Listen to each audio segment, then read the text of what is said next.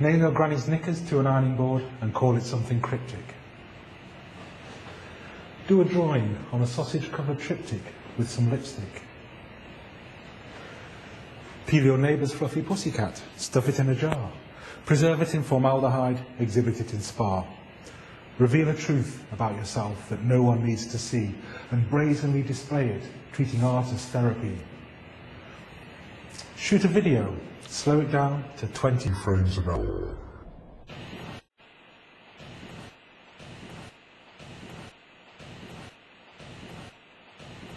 Turn a light switch off, and on, and off, and on, and off, and on. Or experiment with scale. Take something tiny, make it tall. Use the same rule in reverse to make a big thing small.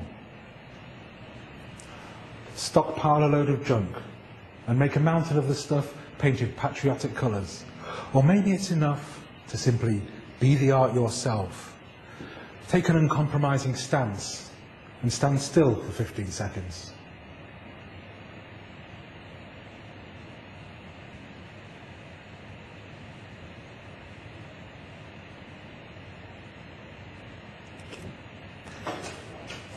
Then improvise a little dance. Or use your body as your medium and scalpels as your tools. Show us how unhinged you are by breaking all the rules. Oh, hang on. Quite like that. It's got presence, it's got power. It's simple, bright and cheerful. Ah, it's just a bunch of flowers. So, contemporary art. Is it powerful and brave, representing Western culture and the freedoms that we crave? And do artists who do this deserve the plaudits they receive, the column inches and the money? Well, here's what I believe. There are studios expectorating artists with no hope, nailing nonsenses together, high on alcohol and dope, and they're persuading funding bodies they should part with several grand. To bankroll art is difficult, and no one understands. They are modernist, conceptual, postmodernist, postman. They push the envelope, the boat out, push some buttons if they can, and they think that this allows them to become iconoclast, looking always to the future while they're pissing on the past. Of course, artists must express themselves, but here's my irritation. What's the point of self-expression if it lacks communication? Oh, and critics, here's a thought.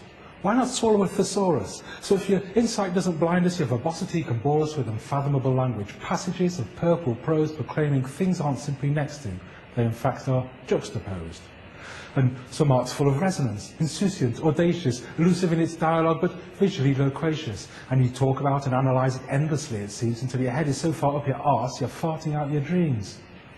And then, who gets all these metaphors and ironic asides? Just other artists and the critics, and it's that lot that decides what's in or out, what's good or bad, and so perpetuates a scene that drives a wedge between the artist and the normal human being.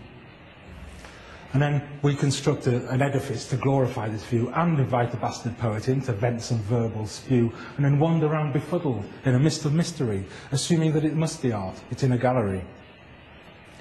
And when revolution's here again, and knocking at the door of your flat-pack ivory tower built on sand and stuffed with straw, where will you be hiding as the stormtroopers of taste demand an explanation for the great creative waste?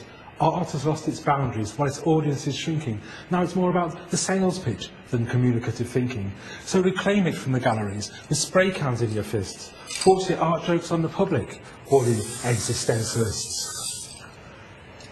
And be swept along by fashion and the mist of your own faking until you are the establishment and someone else is taking centre stage on which they'll strut and fret their 15-minute play until in turn they will be overthrown some glorious righteous day.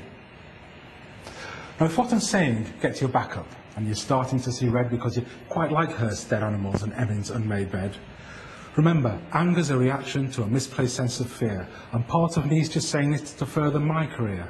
I'm just making observations without offering solutions, just pointing out the nature of artistic evolutions. And if there's artists out there watching, well, I hope I've made you think. And here's the PS to my diatribe.